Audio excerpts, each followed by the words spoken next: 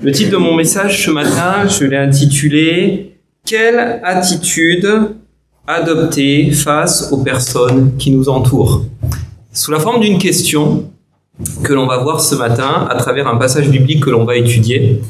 Il est vrai qu'aujourd'hui, dans nos vies familiales, professionnelles et même amicales, et j'en passe, on rencontre des personnes qui ont des profils extrêmement différents les uns des autres. Et même dans des églises où on partage ensemble un fondement, des choses en commun, notamment autour de Christ, qui nous a été rappelé à travers la Sainte Seine, on est parfois, lorsqu'on discute avec les uns les autres, face à des personnes qui parfois peuvent avoir des opinions qui sont différentes des nôtres. Et aujourd'hui, c'est très compliqué. Aujourd'hui, c'est très compliqué parce qu'on vit dans des sociétés très individualistes. On est recroquevillé sur soi, on est dans des sociétés où tout est centré sur nous, et penser à l'autre avant soi, c'est compliqué. Avant, on disait c'est les ados qui agissent comme ça. Force est de constater aujourd'hui que toute catégorie de personnes le sont. Et un petit peu, parfois aussi, je ne sais pas si vous en rendez compte, mais il suffit que sur Internet, vous cliquez sur une vidéo et on va vous en suggérer d'autres de la même opinion. Et finalement, c'est très compliqué d'être confronté avec des personnes qui vont avoir une opinion différente de nous. Et du coup, alors, un peu la question qui va émerger de cela, comment réagir face à l'autre qui n'agit pas comme moi ? Comment réagir face à l'autre qui ne pense pas comme moi ? Comment traiter celui qui va être mis en avant, qui va être élevé ? Qu'est-ce que ça va produire dans nos cœurs ? Que ça soit dans un travail, que ça soit dans une famille, que ça soit dans des amis, que ça soit même dans une assemblée. Comment traiter cela ? Parce que il peut y avoir deux choses qui peuvent se manifester. Soit une joie réelle et parfaite de voir quelqu'un qui est mis en honneur, soit alors au contraire dans notre cœur de l'aigreur, de la critique, de la jalousie, et ça peut aller très loin. Ainsi, finalement, ce que l'on va voir, c'est que cette question d'attitude qui paraît si facile, en réalité, elle est loin d'être aisée. Et alors nous, dans l'éducation nationale, alors les collègues qui sont parmi cette assemblée le savent, on trouve souvent des jargons. Donc on dit, alors il faut essayer de permettre à des personnes de cohabiter ensemble. Oui, ça va pas. Après, il y a un moment donné, la mode, c'était le vivre ensemble. Il faut vivre ensemble. Oui, mais on s'est dit, mais vivre ensemble, on peut vivre ensemble, mais pas être ensemble. Donc aujourd'hui, on parle de faire ensemble. Bref, on a plein de choses. Mais qu'est-ce que ça montre ? Ça montre que finalement, c'est difficile à l'être humain d'être au contact d'une personne différente. C'est difficile. Et on a besoin d'être vraiment rempli du Saint-Esprit, d'avoir cet éclairage du Saint-Esprit qui va amener à changer nos mentalités, qui va amener à la volonté de Dieu de se manifester en nous et de nous amener finalement à avoir l'attitude, le comportement que Dieu désire. C'est votre souhait ce matin ? Amen.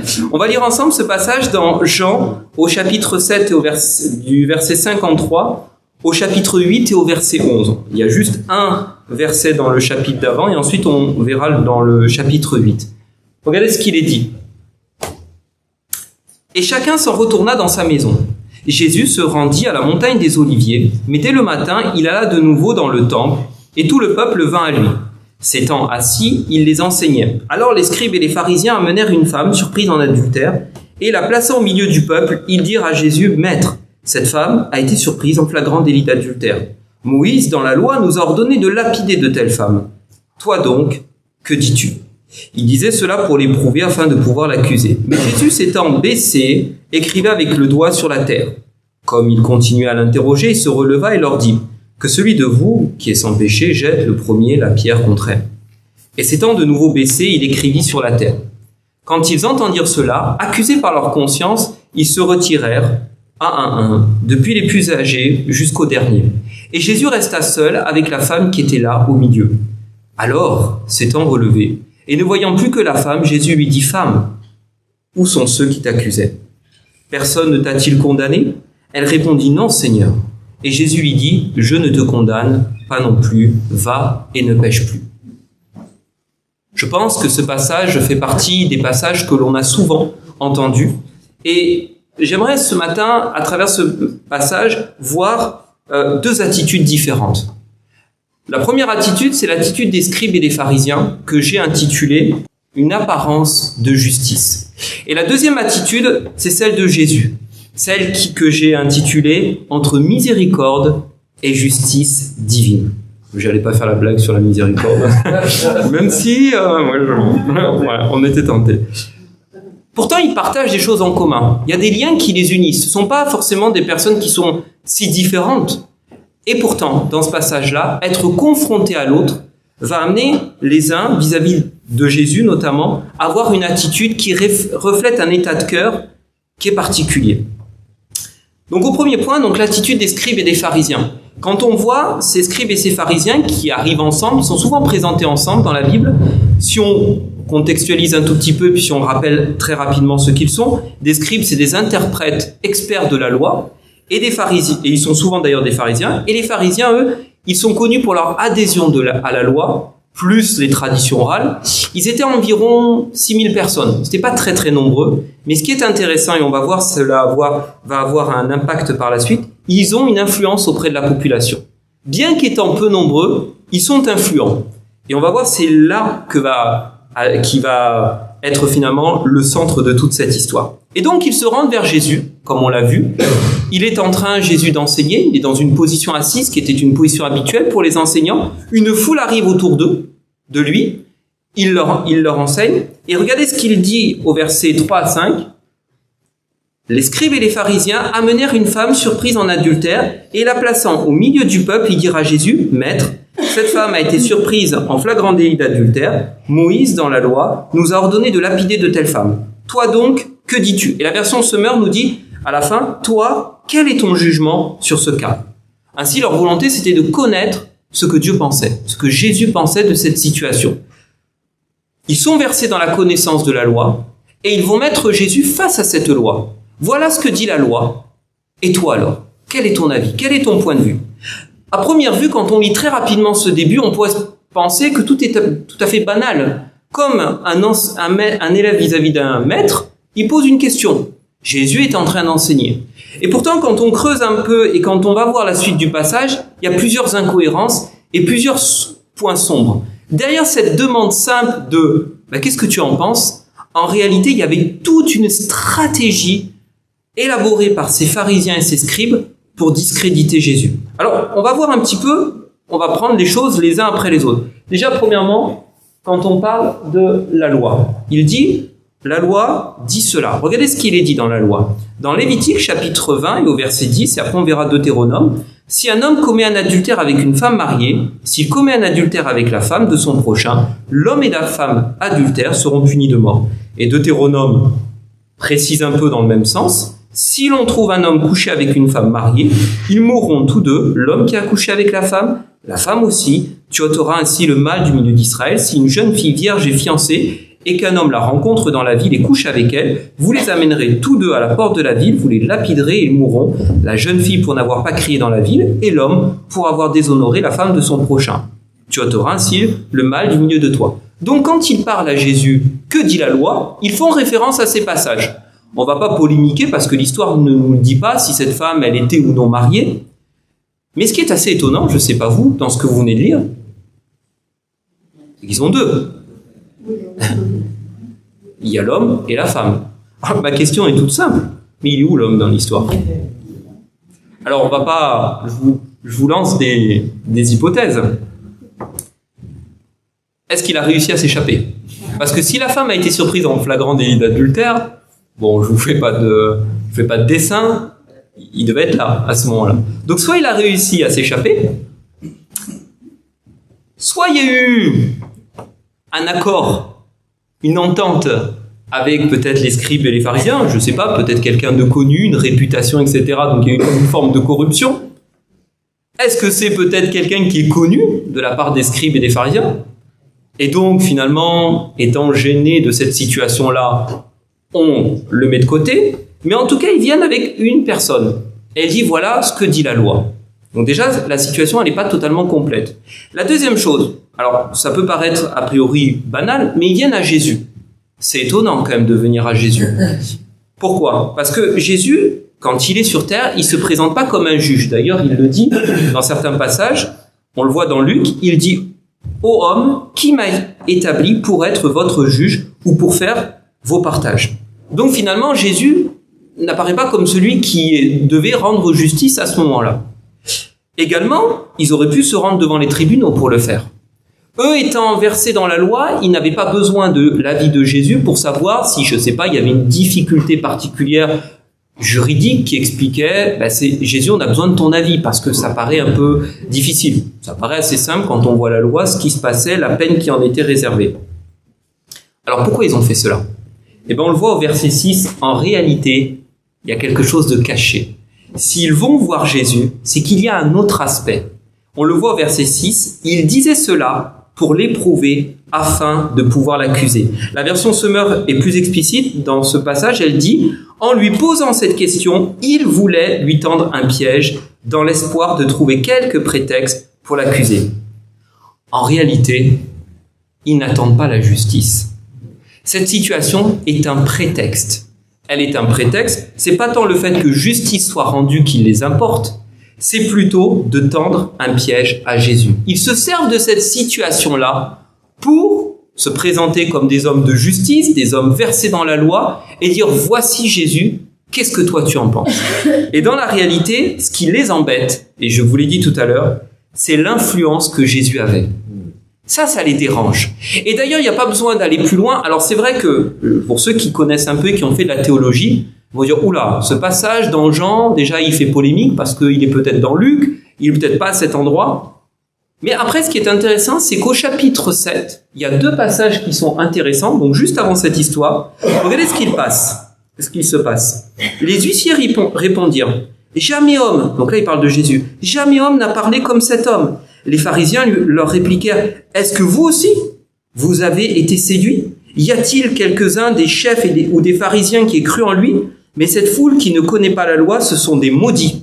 Et regardez même ce que disent les Juifs aussi, toujours dans le même chapitre précédent, verset 14-15, vers le milieu de la fête, Jésus monta au temple et il enseignait. Les Juifs s'étonnaient, disant, comment connaît-il les Écritures, lui qui n'a point étudié ? En fait, ça reflète quoi cette histoire ? L'état de cœur. C'est-à-dire qu'en eux, il y avait une jalousie, un mépris. Pourquoi Jésus attire les foules autant ? Et il y a la jalousie. Il y a la jalousie devant quelqu'un qui attire les foules, devant quelqu'un où on entend parler de lui. Et leur objectif, c'est de ternir sa réputation. Et pour cela, comme ils le feront plus tard, avec, vous savez, l'impôt, ils vont le placer devant un dilemme. Et Jésus, sous une question banale, la loi dit cela, et toi alors, qu'est-ce que tu en penses ? Pourquoi c'est un dilemme ? Parce qu'il y a 2 solutions. Bon, Jésus a la capacité d'en voir une 3e solution. Les 2 solutions, c'était cela. Soit Jésus garde cette réputation d'être quelqu'un de miséricordieux et compatissant, donc pardonnant cette femme. Et alors, dans ce cas-là, les pharisiens pourraient très bien dire « Ah bon ? Donc tu ne respectes pas la loi. Donc tu t'opposes à la loi. » Parce que même si dans les faits, et c'est là où c'est quand même une justice particulière, dans les faits, l'adultère, depuis longtemps, il était plus puni de la peine capitale.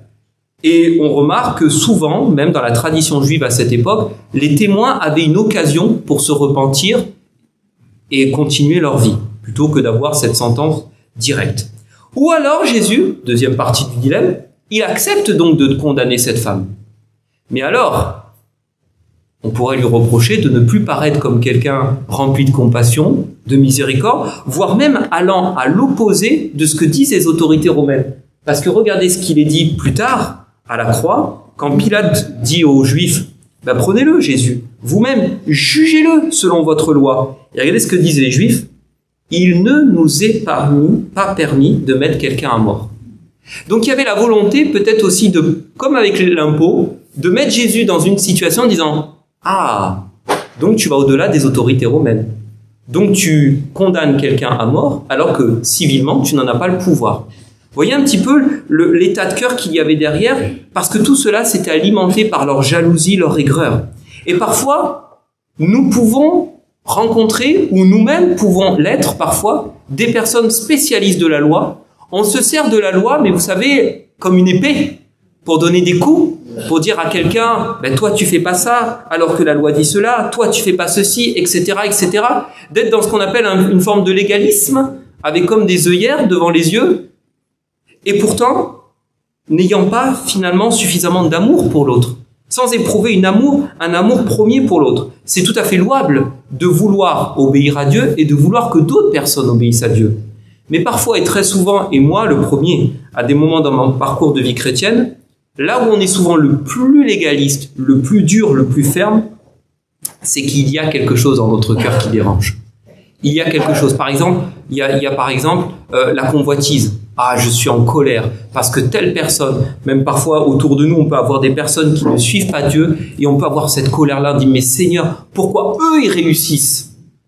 Et donc, et pourtant dans ta loi, tu dis que tu vas le condamner et ça met de l'aigreur en lui, ça met de l'aigreur. Alors à l'inverse, et ça sera pas du tout mon propos ce matin, et du coup c'est pour cela qu'il y a cette deuxième partie, c'est pas le laxisme que l'on va prôner ce matin. On va pas dire ce matin, Dieu est un Dieu de grâce et tout excusé.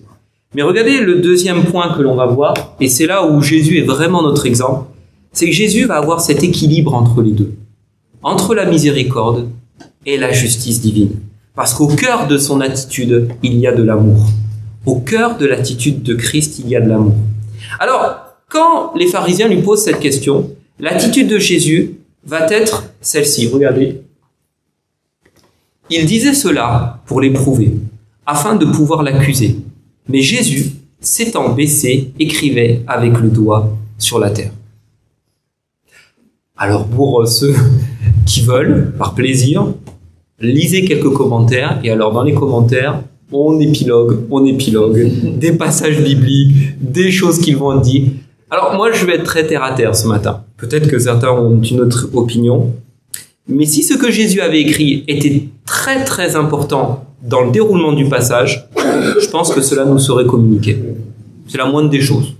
Quand on voit, même dans les détails, dans les annotations qui sont évoquées, rien n'est dû au hasard. Je pense qu'en fait, il faut plutôt s'attarder non pas sur ce que Jésus fait, mais sur la posture de Jésus. Quand Jésus entend cette phrase, qu'est-ce qu'il fait? Il se tait. Il fait silence. Il choisit de ne pas répondre directement. Il a une accusation qui lui est reprochée, parce que Jésus sait très bien que derrière cette question, il y a quelque chose derrière. Et il se tait. Il se met par terre et il écrit. Et imaginez l'attitude des scribes et des pharisiens. Ah, alors là, les pectoraux gonflent, ça y est, on l'a coincé. On est maître.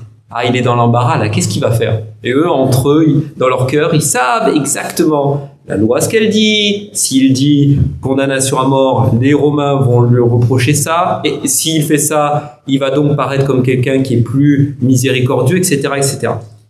Mais Jésus, lui, en se taisant, qu'est-ce qu'il fait? Parce que l'histoire nous raconte qu'ils vont continuer à l'interpeller. En fait, Jésus, ce qu'il est en train de faire, c'est simplement de montrer à la foule quel est l'état de leur cœur. Parce que là où il y aurait pu avoir qu'une question, en réalité, ils vont insister dans leur question. Et là, ça remonte en eux de la jalousie, de l'aigreur, de la colère. On veut savoir. Qu'est-ce que toi, tu en penses? Jésus reste maître de cette situation. Et cela m'amène à nous arrêter 2 secondes sur cette attitude. Parfois, parce qu'on est plongé dans des situations de questions qu'on nous envoie, que ça peut être au milieu de nous, que ça peut être dans notre famille, dans nos amis, au travail, on se sent parfois obligé de réagir du tac au tac. Sous le compte de à chaud. Qu'est-ce que je vais dire? Qu'est-ce que je vais faire? Et apprenons peut-être, comme le dit Jacques, à maîtriser ce qui sort de notre bouche, laisser finalement le temps à la réflexion, avec le silence, pour avoir des paroles dites à propos et sages. Il vaut mieux dire, écoute, mon frère, ma sœur, ou monsieur un tel, si c'est dans le travail, ou tel frère, telle sœur, tel parent, etc. Écoute, laisse-moi réfléchir. Là, je veux te répondre, mais vraiment, je veux te répondre à propos. Je veux pas commencer à me lancer dans un truc, après je regretterai, ou etc. Et Jésus, finalement, il attend, il garde le silence. Ensuite, il va faire quelque chose que souvent Jésus fait, c'est-à-dire que il va poser une question. Et il voulait la réponse. Jésus repose une autre question. Il dit que celui de vous qui est sans péché jette le premier la pierre contre elle. Ah, c'est étonnant, désarmant. Alors là, il s'attendait à tout sauf à ça. Et Et ça veut dire quoi? Donc déjà, premièrement, quand Jésus dit que celui de vous qui est sans péché, c'est-à-dire qu'il ne nie pas le péché. Il ne nie pas le péché. Mais en fait, il a compris que le problème, c'était pas la femme dans ce moment-là, même s'il va le régler par la suite. Le problème, c'est leur cœur, c'est eux. Donc là, le point de focal, il se tourne sur eux.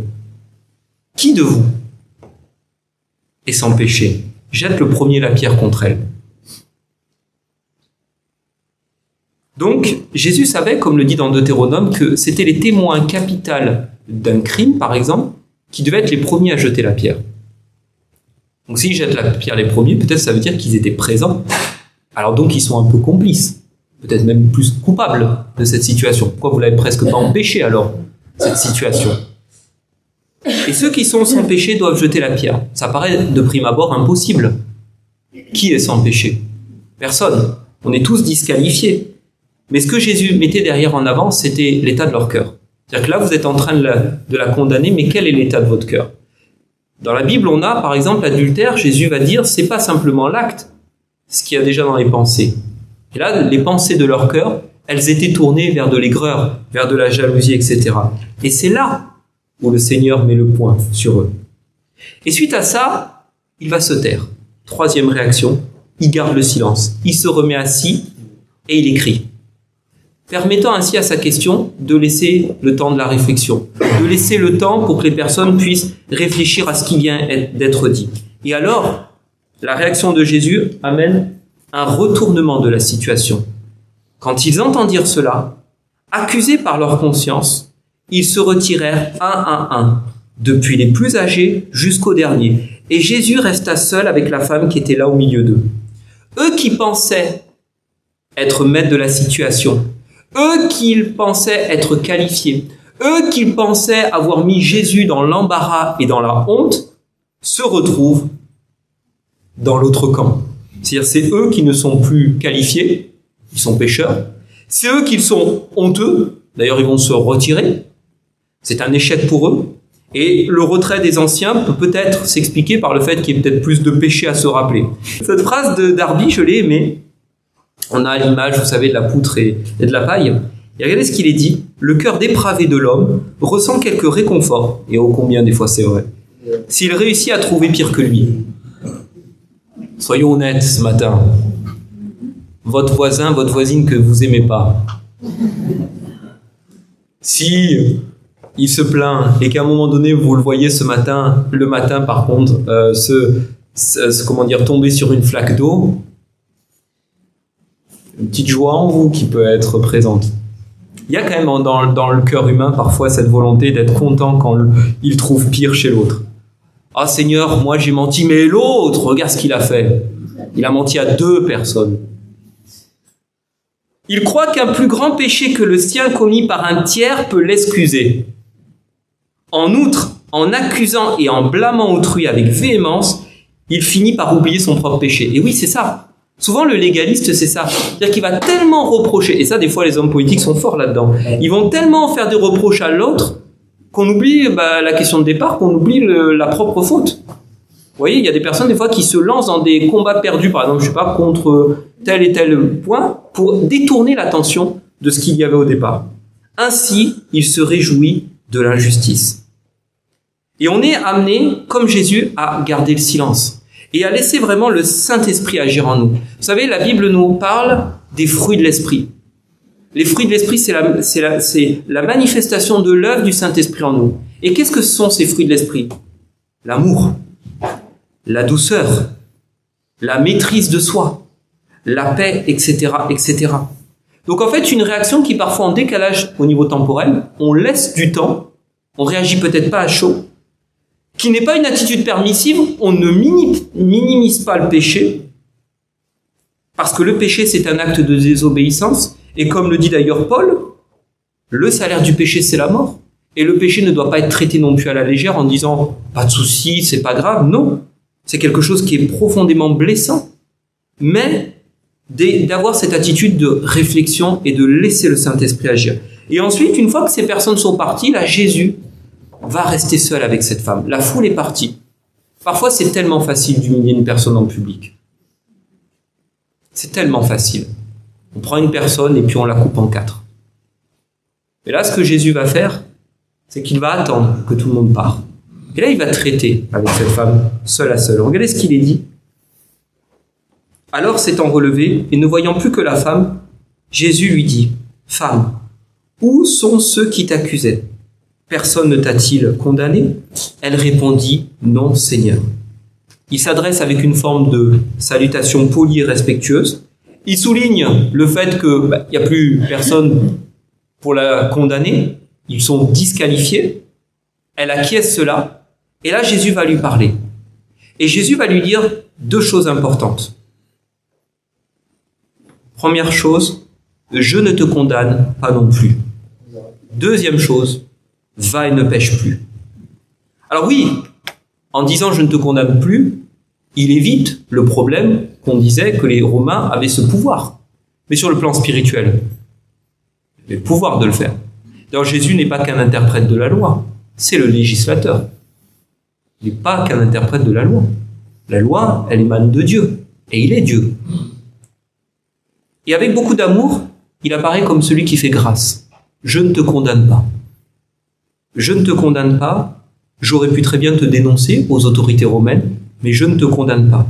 J'apparais vraiment comme un Dieu plein d'amour, plein de compassion pour elle. Certains commentateurs ont même vu dans cette phrase « je ne te condamne pas » par cette prérogative divine qu'on a dans Matthieu 9, 6, comme ayant le pouvoir du Fils de l'homme de pardonner ses péchés. Donc il ne la condamne pas. Donc une attitude remplie de douceur et de miséricorde. Mais juste après, il va lui dire quoi? Ne pêche plus. Là, on a une parole de justice et de vérité. Une parole qui ne traite pas le péché à la légère. Il lui dit pas « pêche moins ». Ne pêche plus. Ne pêche plus. Renonce à ton mode de vie. Renonce à ta façon de vivre. Il ne peut tolérer le péché. Lui, le Dieu de justice et de vérité, Dieu saint, il montre, à la différence des hommes de la loi, que bien que ne tolérant pas le péché, il offre une porte de sortie à cette personne, en lui permettant de lui dire non. Oui, tu as fait quelque chose qui n'est pas agréable, qui déplaît à ma volonté, mais il y a la grâce et l'amour qui est capable de te pardonner, de te amener sur un nouveau départ. Et ça fait penser au dilemme qu'ils lui ont donné au départ. Dieu de grâce ou Dieu de justice? C'est la même chose. C'est à la fois Jésus, c'est sa nature, pleinement les deux. Pleinement un Dieu de grâce et de compassion, tout en ayant comme cet avertissement, nous dit Romains, que le péché, on n'est pas appelé à demeurer dans le péché pour que la grâce abonde. Même si on est mort au péché, on ne doit pas encore vivre dans le péché. Mais en même temps, deuxième chose, il est un Dieu de justice, un Dieu saint et un Dieu de vérité. Et alors, pour conclure, qu'est-ce que ça peut nous apporter pour nous? Quelle attitude cela peut émaner dans notre cœur en voyant la volonté de Dieu, de ce qu'a fait Jésus? La première chose, c'est de ne pas humilier les autres. Celui qui ne pense pas comme moi, celui qui n'agit pas comme moi, celui qui se trompe, celui qui est dans l'échec, celui qui est dans l'erreur, je ne suis pas amené à l'humilier. Deuxième chose, avant de parler, peut-être de se dire, mais qu'est-ce qui anime mon cœur? Qu'est-ce qu'il y a dans mon cœur? De la jalousie, de l'aigreur, de la colère? Alors, si c'est le cas, adoptons l'attitude de Jésus. Le silence, je me tais, je réagis pas à chaud. Et après, j'ai une attitude à la fois de vérité. Je t'aime, mon frère, ma sœur. Je t'aime, mon père, ma mère, mon frère, ma sœur, tel collègue de travail, tel ami. Je t'aime profondément. Je suis rempli d'amour, mais je te dois de dire la vérité. Comme un père qui dit à son enfant qu'il voit mettre les mains dans la prise, je t'aime, mais pour ta sécurité, retire tes mains de la prise. Je ne fais pas comme si de rien n'était. J'agis avec bienveillance et amour. Parce que l'objectif, c'est quoi? Quel est l'objectif? Pourquoi Dieu a créé l'Église? Pourquoi Dieu nous a permis d'être au milieu de notre entourage? L'objectif, c'est pas de casser les relations. L'objectif, c'est de garder des relations. C'est de restaurer des relations. Et la Bible dit même que, à travers notre façon d'agir, nous allons refléter l'image de Christ. Et Christ qui est quoi? Qui est la lumière du monde. Oh, c'est très étonnant. Juste après ce passage, on a Jésus qui se présente comme la lumière du monde. Et il y a peut-être quelque chose à faire. Il y a quelque chose à dire. Et souvent, parfois, et nous les premiers, on a pu, parce que on a réussi dans un domaine en particulier, parfois À chaud, on va réagir d'une façon et on ne voit pas des fois les conséquences de nos paroles, de nos réactions, etc. Ce que ça peut avoir. Vous savez, des fois, par exemple, dans les familles non chrétiennes, il peut y avoir aussi, quand une personne se convertit, parfois, toute remplie de zèle, peut aller voir sa famille et dire « Ouais, mais toi, t'es ta. » Très compliqué après de ramener les personnes. Très compliqué après de présenter un Dieu rempli d'amour. En même temps, à l'inverse, vous pouvez avoir cet aspect de chrétiens caméléons qui vont être en 2025 en disant « Oh non, tout est accepté, Dieu est amour, on ira tous au paradis. » Et du coup, j'entends quelque chose qui me tend, oh, je réagis pas, je ne dis rien. Peut-être de se dire, Seigneur, avec du silence, éclaire-moi par le Saint-Esprit, pour vraiment, avec une attitude, en espérant que mon cœur soit vraiment pleinement sincère, pleinement rempli d'amour, mais avoir vraiment la parole dite à propos. Peut-être le passage, mais alors quand c'est le passage, pas la Bible qui est la parole, d'épée comme quelque chose qui va trancher dans un sens négatif, mais peut-être qui va révéler quelque chose. Un point de focal, une lumière qui va être mise. Amen.